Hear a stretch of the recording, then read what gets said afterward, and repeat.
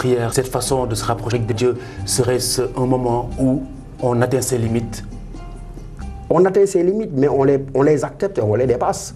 Parce que véritablement, il arrive, et c'est ça d'ailleurs qui fonctionne, on en parlera tout à l'heure dans le soufisme, mais parce que c'est ça qui montre qu'en réalité, il a pris conscience de ses propres limites. Ayant pris conscience de ses limites quand il s'agenouille par l'acte d'adoration et quand il se met à prier, en réalité, cette acceptation de ses propres limites est ce qui fait sa grandeur et qui le rend apte, comme j'ai dit, à accueillir Dieu et à accueillir et à recueillir du divin en lui.